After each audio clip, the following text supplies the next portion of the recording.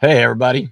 Mark Pukita here for the latest episode of Mark Pukita's Truth Bomb. I'm pretty jazzed about tonight's episode, as I am about every episode when it really comes down to it. First of all, I've just got to say the music that our art department, our graphics department picked for that little piece at the beginning, the electronic music is freaking awesome. Kind of gets me in the mood for doing these things. Tonight, we're going to talk truth. We're going to talk about a few topics that I hope will be entertaining and informative to you. We'll not be having a Mark Pukita's Truth Bomb next Monday. I just want to make you aware of that. We've got a special meeting with our volunteers and supporters. So if you're a volunteer and supporter, you can participate. But if not, you got to sign up and do that. You can go to mark4ohio.com. That's Mark, the number 4ohio.com. Sign up to be a volunteer, and you can participate next Monday. Anyway, we've got three parts to the show tonight. The first is going to be, should I or should I not continue to talk about corruption as much as I do? The second is a little conversation about Jenna Ellis's meltdown over me. And the third piece, the third segment, will be about taking back our Ohio Republican Party State Central Committee. So let's go into segment one. Should I or should I not continue to talk as much as I do about corruption?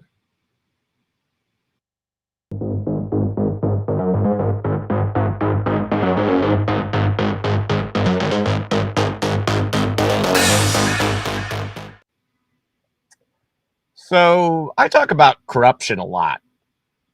And I want to have a kind of a heart-to-heart conversation with you, the folks that are viewers.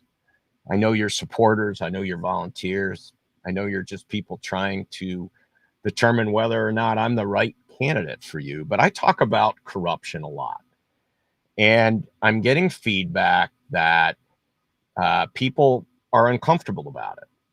And I think they're uncomfortable about it because not because I'm talking about corruption, but because I'm forcing honest discussions about things we need to talk about, conversations we need to have as Americans about how things are going in our country, how things are going in our state, and what we can do to make them better. And I thought about, well, we could spend more time on policy. So I pulled out my policy guide, my 21-point policy guide. Mine's a little dog-eared because I use it quite a bit. If you don't have one, you should have one. It's 21 points, 21 of the biggest issues facing our state and our country. And it's because you've asked for it. And it's written down, and it's my commitment to you how I will work when I get to DC to represent you. And it's in writing, and it in and of itself becomes contentious very, very quickly in terms of corruption or having these discussions, these honest discussions about topics that make people feel uncomfortable.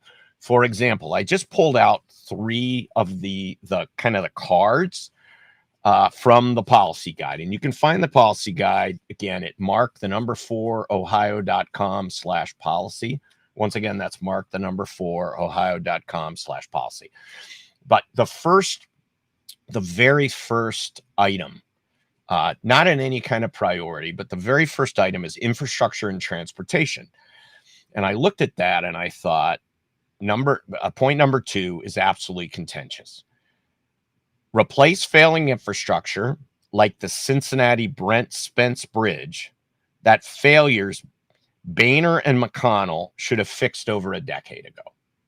The minute you bring up infrastructure and talk about something like that, insider GOP operatives within the Ohio Republican Party go absolutely apoplectic. You can't be criticizing people who were insiders. You just can't do that. You can't say that a Republican Speaker of the House and a Republican leader of the Senate in the two states that bridge goes between failed. You're not allowed to say that, because that is having too real of a conversation. Let's go to point number 2, law, order, and safety. Expose and remove elected officials who bow to mobs. Well, back in the summer of 2020, we had riots in Columbus, and our governor just called the state highway patrol and said, back off. Again, another contentious issue, because we can't criticize Mike DeWine without taking heat from the insiders, from those in the Ohio Republican Party who want to tell us how it's going to be. And then let's look at point number 20, state and local. Get broadband and cellular into rural areas. I've spent a lot of time in rural Ohio, probably more time than most of the candidates, most of my opponents. And here's what I'm telling you. People in those counties are angry that politicians have not helped give them the infrastructure that will allow them to be economically successful. Not having broadband, not having enough cellular coverage at high speed keeps them from being competitive in terms of growing businesses, starting businesses, becoming independent of government, allowing for entrepreneurialism, allowing them to better their lives, to educate themselves, you name it. They're angry, and so they start talking about their representatives in Columbus and in Washington who do nothing. And of course, that's contentious because we're not allowed to call people out in our own party.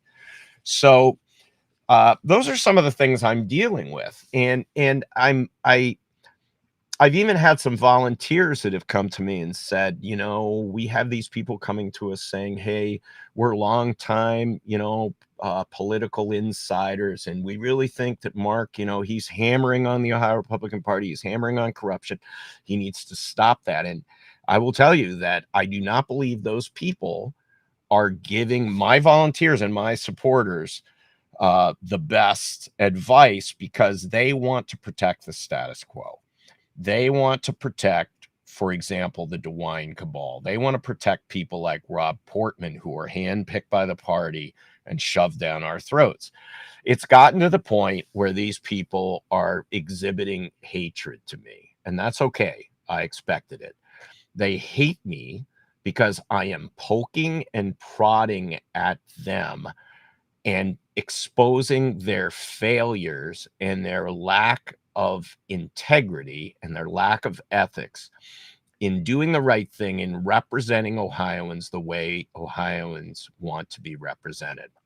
They are actors, they're facades, they're caricatures, and they put on a good act, and then they go to Columbus or Washington and they stop acting.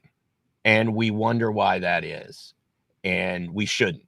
We need to get real with ourselves about how to be evaluating these candidates and make sure we're making the right choices. The only way to fix this, to fix the corruption, to fix the First Energy kind of things that are going on right now, Larry Householder, Mike DeWine, all of these people involved in this corruption, we've got to talk about it. We've got to expose it. We've got to have adult conversations about it. And then we need to vote as educated voters. We've got to find a way to get more information to voters so they make the right choices on primary day in May and on general election day in November. So let's move on to topic number 2. That would be Jenna Ellis's meltdown. And I'm going to bring in Chris Hicks, who all of you should know as kind of my partner on this topic. Chris, how you doing? I'm doing good. How you doing, Mark? I'm doing well. So before we move on to that, I think everything you just said there was extremely well said.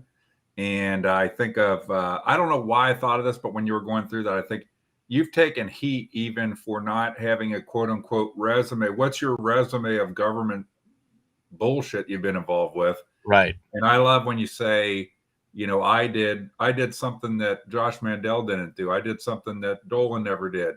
Right. Great job. I created jobs so Right. that people could be independent of government. And Right. there is nothing more important for our country that people be independent of government and not be afraid of government. And you can't be independent. You can't be unafraid. That really doesn't connect to anything you said, but directly. But I just thought of that for some reason when you were going through that, is even that you haven't been a career politician, people bitch at you about. So they'll find, yeah. I mean, Chris, they'll find anything. I mean, you're not a career politician. You're not raising enough money. You're not worth enough money. You're worth too much money. Right. I mean, this is just a game. It's an act. It's a facade. And we've just got to, we've played this game for half a century, and we just have to stop it. The Donald Trump did one thing. He let the genie out of the bottle on this stuff, and the genie's not going back. So, well, he also did a great job at both forcing the difficult conversations and changing the discussions to be common sense discussions. So we go from, Mitt Romney style, how much amnesty can we have this year, to Donald Trump style, how do we seal off the border so this quits being a problem over and over again? Right. All right. And those were always, Chris, positive solutions for America. When you think about them, Americans should have all been, let's go. But we had forces both within our party and the other party that just fought against that kind of thing. All right. You ready to move on and talk about Miss Ellis? Let's do it. Your fan club? All right, let's do that.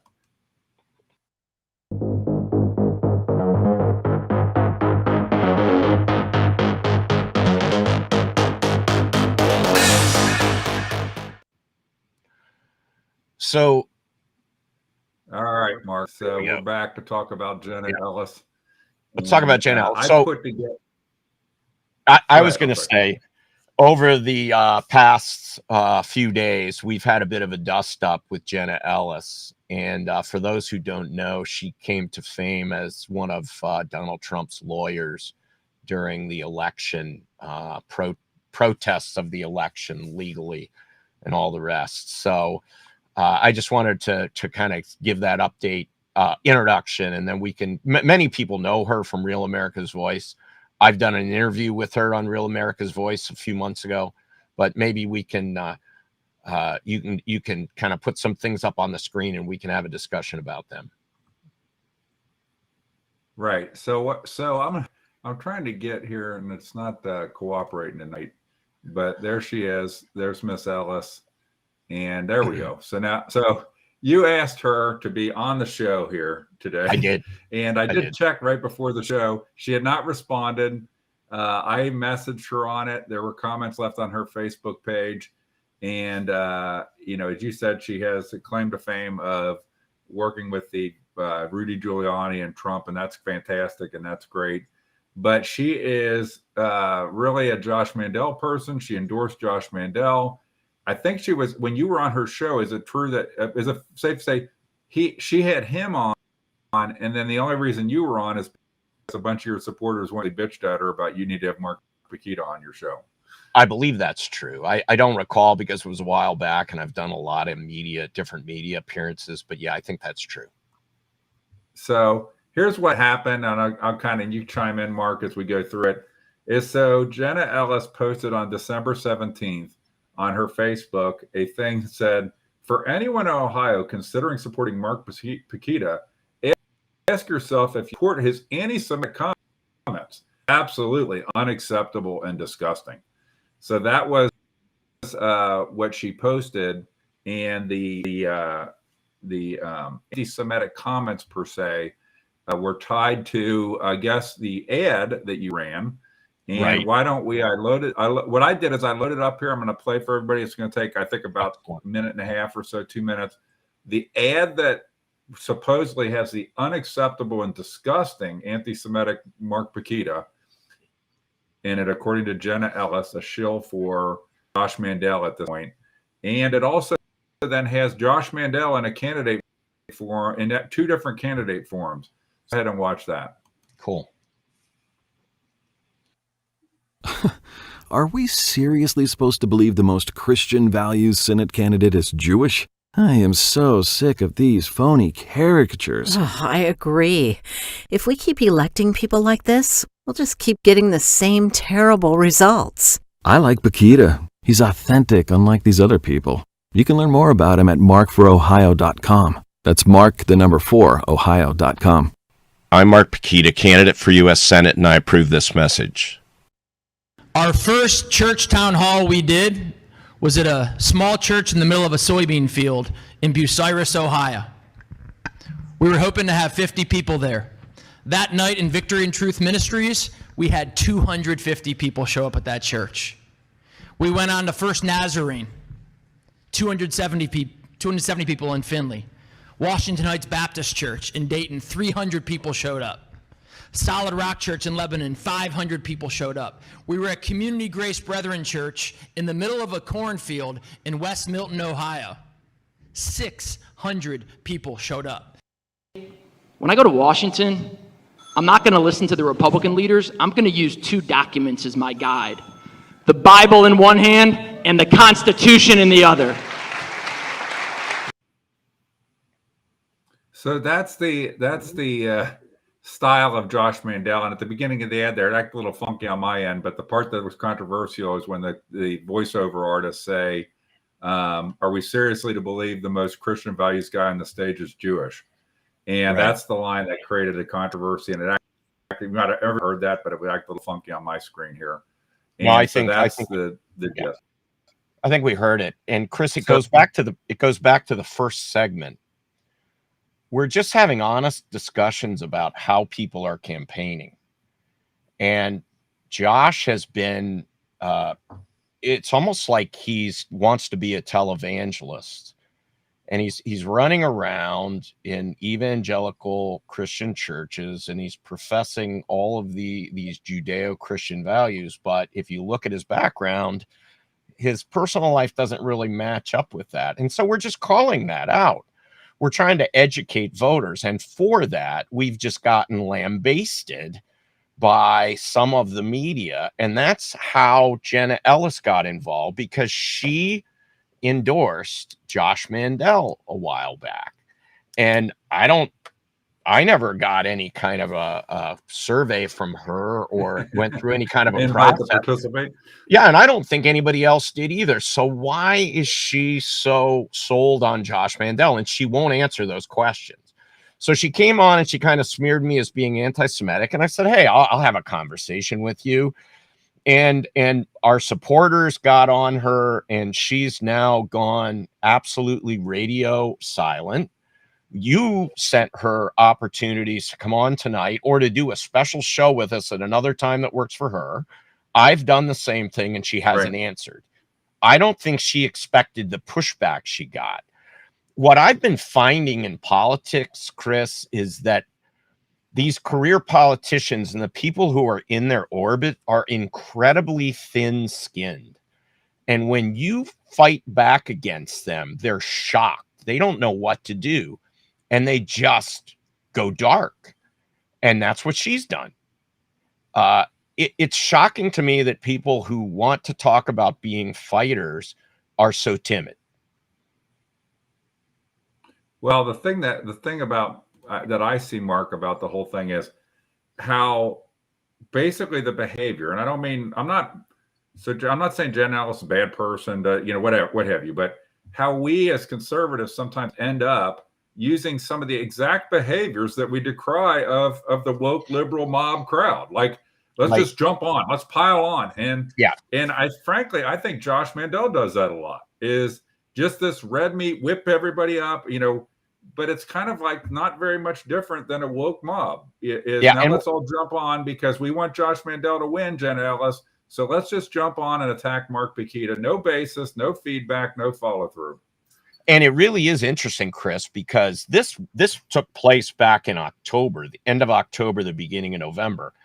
And in John Solomon's organization, Just the News, someone wrote an article about this a couple days ago. And it was clearly, to me, a smear job and a hit job orchestrated by someone, a media organization working for whoever, with that article and then the comments by Jenna, all tying them together. And even John Solomon. I mean, I feel honored that John Solomon got involved and made a big deal out of this. I would invite John Solomon to come on with us at any time.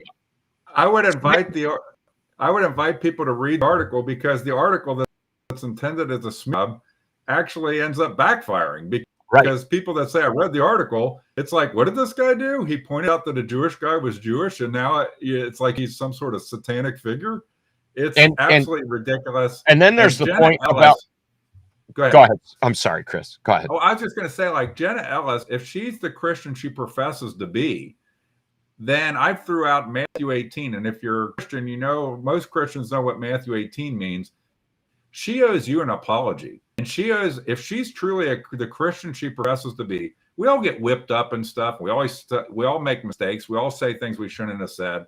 But she owes you a retraction and apology. I agree. And Chris, think about it this way. If it was reversed, someone calling me a Christian, if I was in front of, let's say, a congregation in a temple, a Jewish temple, like, would that be anti-Christian? Like, I don't understand how these kind of things always work one way, but they don't work the other.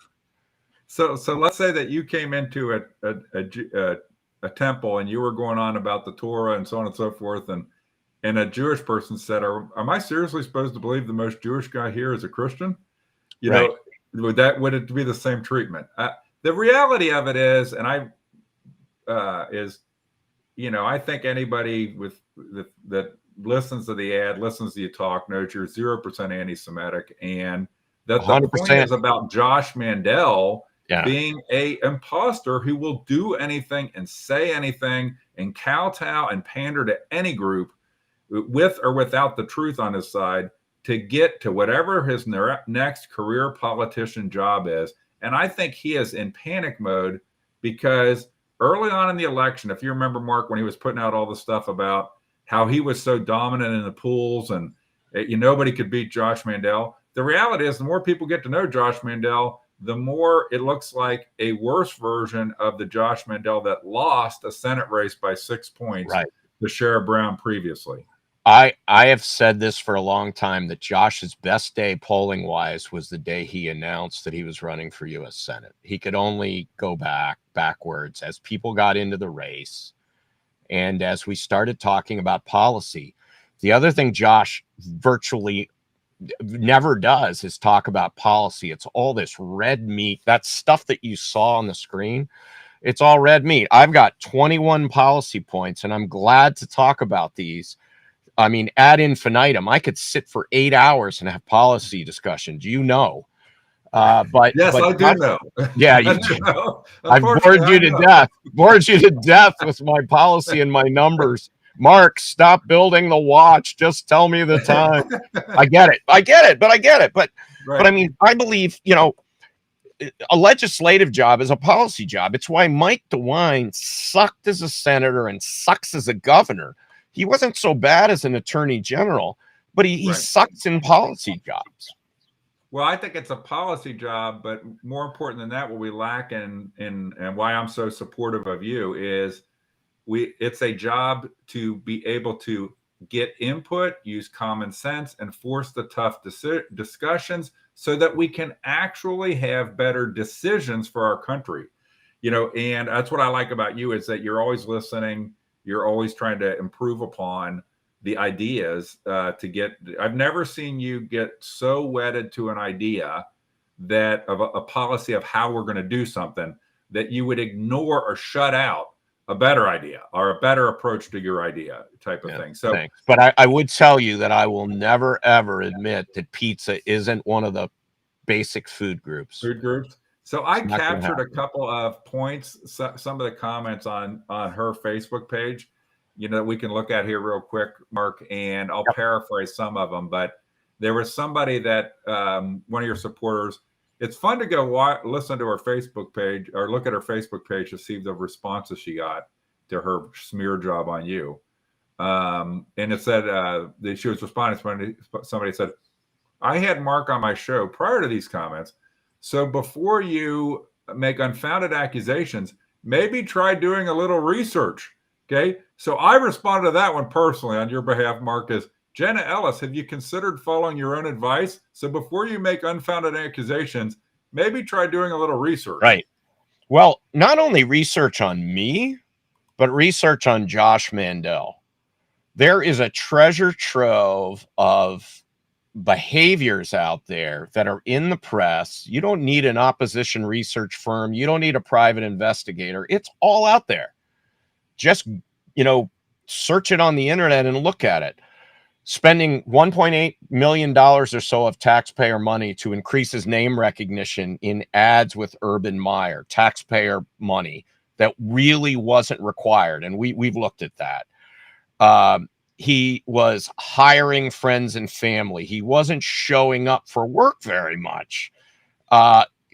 He scrubbed his social media between the time he dropped out of the race and now. There's a whole bunch of other things out there. All you have to do is Google them, and it appears that Jenna Ellis did zero research because she says, I endorse Josh Mandel because he's America first, and it's all this red meat nonsense bullshit, right? And I think she needs to do a little work. I mean, she needs to do some journalisming is what she needs to do. And yes, and maybe she needs to spend more time in Ohio than a flyby to do a Josh Mandel event. Okay. And understand a little more about Ohio and Ohioans and what some of the real needs are here. And one of the needs are that we have fewer politicians like Josh Mandel in Ohio, to be honest, that are facades. We have so many of them. We don't have a single, think about this. You and I've talked about this a lot. We can't name a single person in Ohio that is like Ron DeSantis. Maybe Jim Jordan, people think it's close. You know what I'm saying? But we don't have a single statewide elected person that's even could carry Ron DeSantis, that you were in gym class.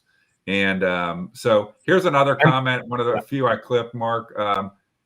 Jen Ellis, you repeating this garbage is exactly the same as the media accusing Trump of being racist for saying some of the migrants crossing the border weren't nice people. What a way to take things out of context and take part in cancel culture. Right. What I will say, Chris, is what I found is that in politics, even in our own party, people will use the exact same tactics that the socialist Democrats use and be proud of it. But then when you use those same tactics on them, just like the socialist Democrats, they get pissed off. And it's because they're the uniparty. They're all this. I mean, what is the difference between someone like Joe Biden, Mike DeWine, and Rob Portman? There is no difference. They're all the same. And so they use these same tactics and techniques. And when you either call them out on them or you use those same techniques against them, kind of like what I'd call political jujitsu, they get their panties in a wad, so to speak. Well, and Josh Mandel, I think that those kind of people that are the core establishment, the Bidens, the Portmans, the DeWines, they tolerate some people like Josh Mandel around the periphery, like the barking dogs. Right. But listen to Josh Mandel when he talks about how he fought John Kasich. I fought John Kasich. Well, first off, if you watch another Truth Bomb, we put out video of him praising John Kasich when John Kasich was governor. Yeah, that was a slobber. Everything that Josh Mandel says he fought Kasich on, he apparently lost. Common Core, Medicaid expansion are two of the most important, but it's kind of this like you and I saw at the Ohio Republican Party meeting, whenever the going got tough, when Josh was there in September, he was out of the room. In December, he walked out of the room and to be away from any conflict that might actually for real affect him with the cool kids. Here's another clip that I captured. A gentleman named Rich Ward. It says, Mark Pukita for U.S. Senate is not anti-Semitic. Josh Mandel is and has been losing serious ground with the people of Ohio on a daily basis. Is that the low-life tactic the Mandel game is going to play? When you're losing and all else fails, accuse your opponent. Yeah, we the people see right through that crap. Mark Pukita is a fighter with a solid plan to fix Ohio. No other candidates talk specifics on how they will accomplish anything. No other candidate will call out Republican corruption or speak out against DeWine. If they can't even do that, then they will do. What will they do once elected? Never more truer words were said. Right. We already know the answer to that. They won't do a damn thing. No more do nothing rhinos. Mandel needs to go. So I thought that was a very that's indicative of a lot of the comments that were left on her post. Well, it's interesting, Chris, because, Josh will talk about how he's a fighter, but he's literally got Jenna Ellis fighting for him. Think about that. Right. Is he going to be able to bring her into the Senate chamber and put her up there to fight for him? Well, why don't I? I never thought about this till right now. Jenna Ellis did not respond. You got your buddy Mandel. Why doesn't Jenna Ellis have you and Josh Mandel on whatever show she's doing now? I know she's moved on at the same time. I'm in. Okay? Why doesn't she have you both on at the same time? If she did such a great job picking Josh Mandel in her vetting process for who should be the next senator from Ohio, then she should welcome the opportunity to have you and Josh Mandel on her show together. I'm in. At the same time, to just let her buddy Josh Mandel show everybody that he is the real deal and he doesn't need to stoop to dumb tactics like accusing you of being anti-Semitic or dumb tactics like playing on people and using them in this kind of P.T. Barnum act that Josh Mandel does. Yeah, I call him the televangelist as a lampoon kind of thing. It's bizarre. Here's the last one I'll put up, Mark, and it's somebody I won't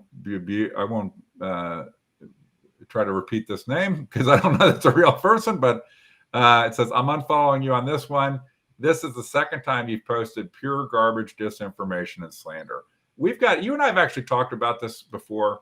We as conservatives got to make sure we don't fall into the same traps as liberals and start using the same corrupt tactics that they use of smear, when we can't, if Jenna S is so confident in Josh Mandel, have you and him on at the same time so that he can just blow you away with his unbelievable policy knowledge. What she could do is pick a couple policy areas to quiz you guys on to move the debate forward. Yeah, she can put them in the can. She can just, take 21. She can take mine, 21. We're not doing it tonight. She can put them in the can and we can pick them out and talk about them. I'd be happy to do that at any point in time. At any point in time. And here's what you'll hear. Here's what you'll hear. Well, we can't do that because if I, Josh Mandel, if I do that, that'll be giving Mark Pukita name recognition. I got another answer for that, but I can't do it here on the Truth Bomb. Well, if your opposition wants to put you away, then they should be glad to appear with you side by side. Right. So that they can just show how awesome they are compared to. It should be an 8 count first round, right? 8 count first round. But by the way, I will say this before we move on to the last segment is that doesn't mean, and you are this is the first time you've ever done this, and you're against these people that had a career of doing this kind of stuff. And one of the things is I'll be honest with you, you don't always say things perfect. You don't always do things perfect. But what comes through if these people get up against you one-on-one is that you are an authentic guy. You're an approachable guy. You're a guy that really cares. And that's not that you care about Mark Pukita. You care about our country and our state. A lot of these people care about themselves, and they will do anything, say anything. Hell, look at all the ones that transformed into pro-Trump guys just to be able to run for Senate. That was something I was thinking about today, Chris, that, look at Jenna Ellis. She was actually a never Trumper. And then all of a sudden in 2016, she saw the light. There are a lot of people like that. Like Bernie Moreno, for example, was a never Trumper in 2016. Supposedly he saw the light in 2017, 18, and 19. Yeah, but then in 2019, we saw that he was still dissing on Trump. So I think it comes down to, it sounds terrible, but there are so few people in politics that have any integrity. And when I got in, I was a nobody. I was expecting it to be bad. It's 10 times as bad as I thought it would be. And the most surprising thing to me, and I'm repeating myself, I know, is how thin-skinned these people are when you call them out. They're not used to having people within their own party criticize their policy stances. And it's like almost like when you do it, they have no response because they're shocked. that you would even call them on it. Do you remember, again, I don't want to waste our time here, but do you remember Sam Donaldson back in the Reagan administration? I do. Yeah. Okay, so Sam Donaldson, one of the things we lack too is in Ohio, there's not a press that calls these people out. There's not a press that holds them accountable. And say what you will for Sam Donaldson. I think he was a liberal, but he and Reagan actually had a unique, good relationship. Right. Think about how different Sam Donaldson was to the hack type of Jim Acosta people you have nowadays in the press corps. Yeah, the question, and in Ohio, it's just as bad. Sam Donaldson took the toughest questions, I believe, Chris, that Ronald Reagan's people probably didn't want Ronald Reagan to get. They were probably like, oh, God, he asked that question. but there was a lot of witty repartee between the two of them and respect. And I think that those are the kind of things we need rather than, the planted questions and the, keeping people out of the press room who ask I mean, Mike DeWine's done it with Jack Windsor here in our state. I mean, there's nobody in that press corps that asks him any kind of tough questions. Right. And what's funny is tough questions make for better leaders. And, absolutely. And tough, just like I know when you're in school, when there's going to be tough questions on this test, you become a better student. So tough questions. You ready to move on to segment 3? Let's do it.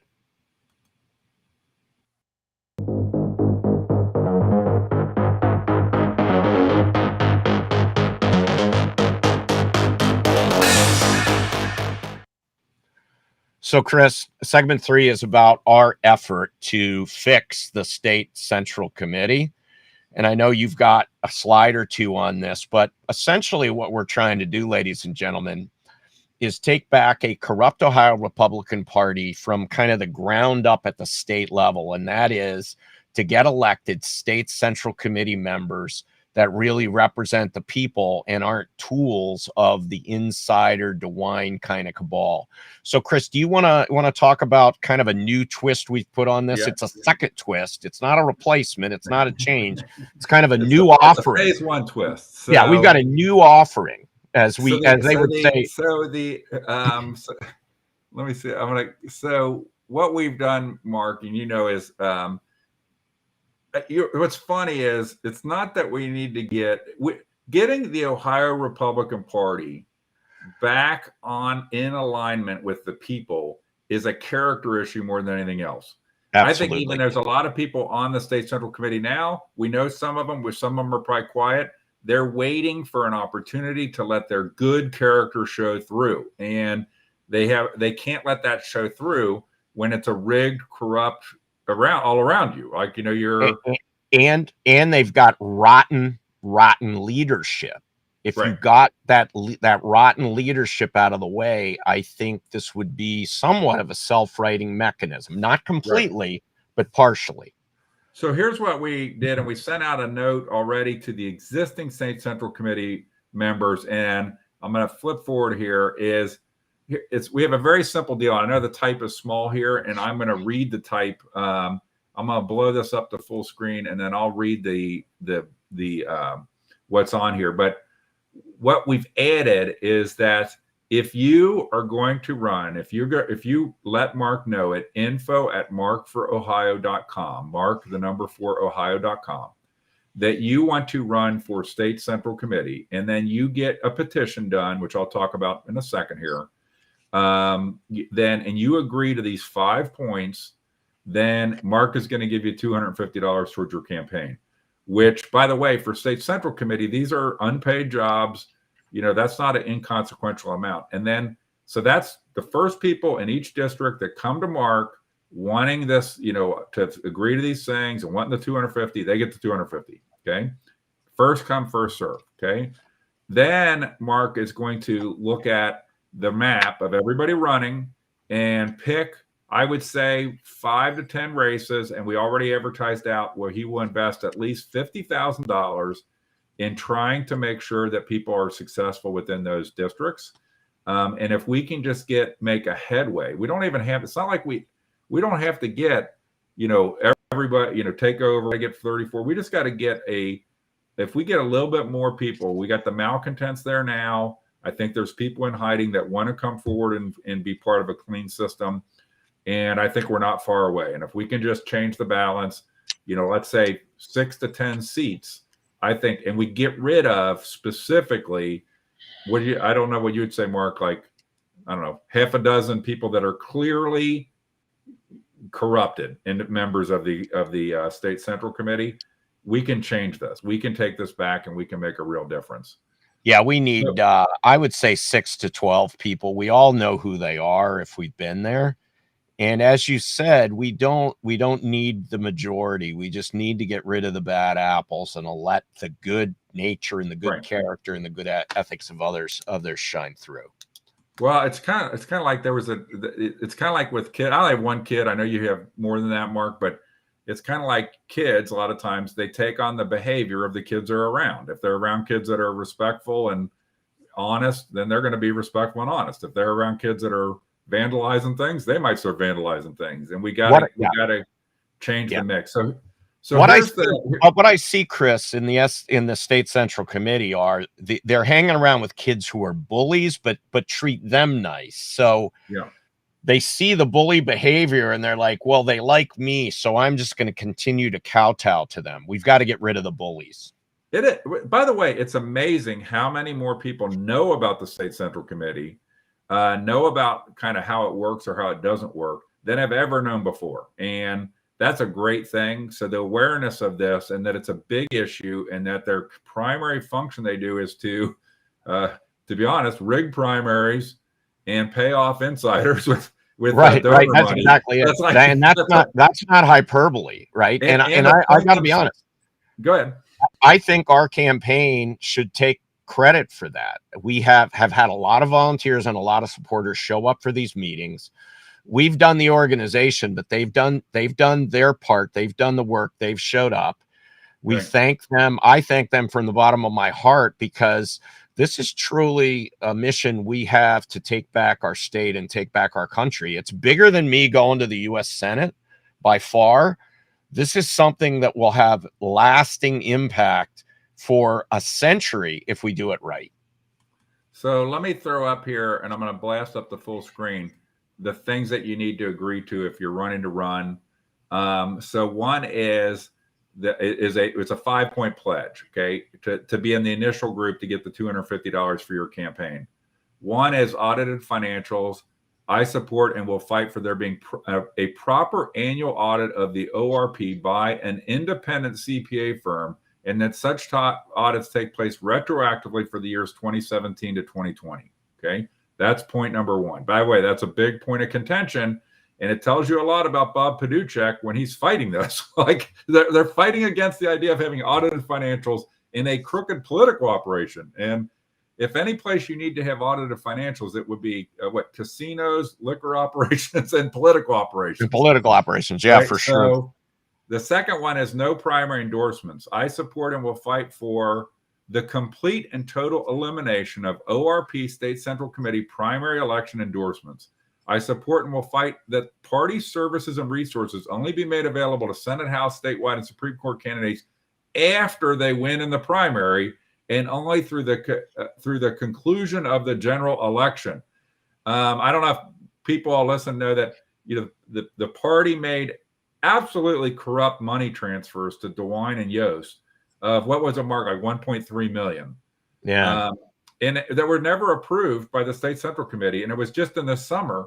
And the claim was, well, that they were endorsed because they were endorsed, like 4 years ago, like in another election. Last race. So that since you were endorsed then, well, we'll just give you $1 million. But right now, coming into a new election, because you count as endorsed since you were endorsed 3 years ago by, I think, a whole different State Central Committee. Right. And so the notion that the endorsement goes through the general election and multiple years later, that's how crooked these people are, that they defend this. Third thing is on the record voting. I support and will fight for transparent roll call voting at the request of any State Central Committee member on any vote. And they already have that right, by the way. I have studied, I have them up here. I don't want to grab the wrong document, the bylaws. And, they make reference to, I bet you this is it. Here's the bylaws. And Paduchek acts like they don't. There's something in the bylaws that makes it against their rules to have on the record voting. And I can tell you that is bullshit. There is nothing in the bylaws that, and in fact, the bylaws would support that Robert's Rules of Order determine when roll call votes can happen. And Robert's Rules of Order are very similar to what's here. When any member wants there to be an on the record roll call vote, there can be an on the record roll call vote. The fourth thing is live stream meetings. I support and will fight for all State Central Committee meetings to be open to the public, live streamed and kept available online. They were briefly. That's why we have such great video of Jane Timken loving on Mike DeWine, because during COVID, they did the meetings over Zoom and they live streamed them and it created a permanent record of those meetings. And people like me captured them so that we would have this. And we want to know right now how much Jane Timken loved on Mike DeWine and Rob Portman. If it weren't for the fact that those meetings were live streamed, they all should be live streamed. And then the last point, it says integrity and commitments. I further pledge to not agree to any pledges or make any commitments that would subvert any of the aforementioned points. There's some stuff flowing around here where it's like a primary endorsements. Here's the deal: just quit doing them. We just got to quit doing ORP primary endorsements. There's other people out there. It's like you get a little bit pregnant. We're going to come out. We're going to only do them in certain cases. If this makes 4 criteria met, then we can do them. Then we can do them. No, it's just another path to corruption. And we need to be strong enough to realize these ORP primary endorsements are what keeps us from getting citizen candidates like Mike DeWine and gets us only these retreads that just do musical chairs between offices again and again and again. Because the primary endorsement is used to basically prop these people up, and in many cases do so illegally prop them up using money that's never disclosed on people's campaign finance reports. So those are the 5 points. And people that are interested in this or want to be part of it, remember, or just want more information, email info@mark4ohio.com, info@mark4ohio.com. And I can send you the email that got sent to the State Central Committee members so you can see the whole program. It's all outlined in there. It also has information in there on how to file to run. And just so everybody knows, the current deadline for filing a petition is February 2nd for filing a petition to run for State Central Committee. You only need to have 5 valid signatures. You can get up to 15, and you want to get 15 in case you have problems with signatures. And that's all spelled out in the note that lays out what the kind of rules and guidelines are around this program. But I think we want to make sure people are running, and we want to have as few criteria as possible to make sure we get good people really thinking about this and getting their petitions filed. Then Mark will decide which races he wants to take to the next level. We've and I will say, Chris, that we've put together pretty much a recipe for people to understand how to run. It's very simple, as you said, the 5 or 15 signatures. And the other thing is, this is not a lot of work, and you don't need any kind of special education or experience to do this. Your experience as being a human being, a citizen of the United States, a citizen of Ohio, and being interested in politics and watching the corruption that we've got out there. And so anybody can do it. If you've been to any of these meetings, you realize anybody can do it, because there's some really interesting characters on State Central Committee. I'm gonna at risk of this being the night I get fired, I'm gonna disagree a little bit with the boss. I'm gonna add, also I'm adding texture. We need people that are just good people, okay? And you teach being honest. Like after a certain point, maybe when you're little you can, but when you get to be an adult, you're either honest and have character. And so that goes with what you said, Mark, is absolutely. We need people that are honest, have character, and that's more important than anything else. Right. We can teach you Robert's Rules of Order. We can teach you this. But I tell you what, coming out of the gate, these are some crafty, evil political people that we're up against. And we need some people that bring some serious jack to that. So if you're somebody out there that has had experience in watchdog type things and fighting the man and successful, professional, one of the things is, what would it be like if Mark Bainbridge was not on that committee? So Mark Bainbridge on the committee is the only CPA on the Ohio State Central Committee, Republican Party, and they treat him like dirt. And he is a retired CPA from a major firm. Right. And so it is important that he was there because he, adds a lot of gravitas to, it's hard to ignore the guy that is the state central, that is a retired CPA. So we need honest people, but we also need people that can bring it to the table. Yeah, that is true. And I do bow to you, Chris, on that one. We need both. We need both, but we need, so if you don't, the beauty is that it wouldn't take that much to really upend this and change it. You can be part. I heard a speech. I don't want to go on and on here, Mark, but I heard a speech that was what you will.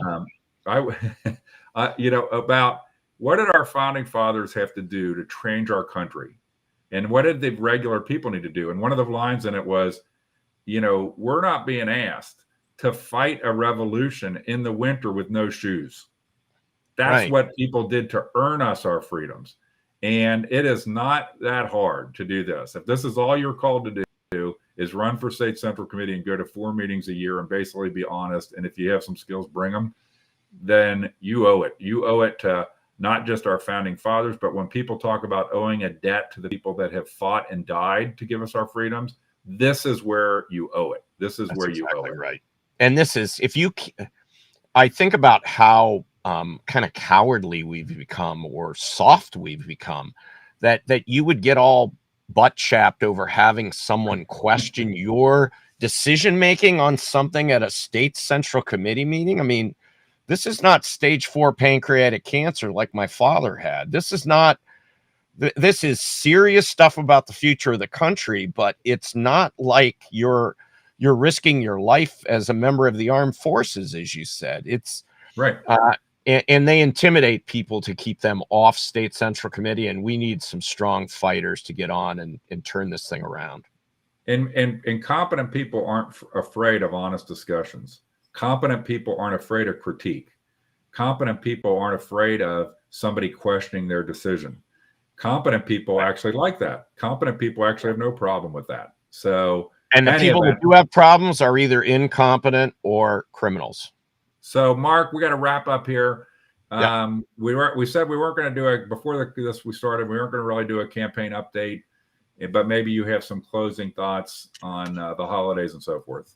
Well, I would just say that we've got a light schedule between now and the day after New Year's because it's the holiday, and we're not going to be trying to have our volunteers and our staff dragged away from their families during this amazing time of the year, especially now that we're kind of coming out of this COVID nonsense.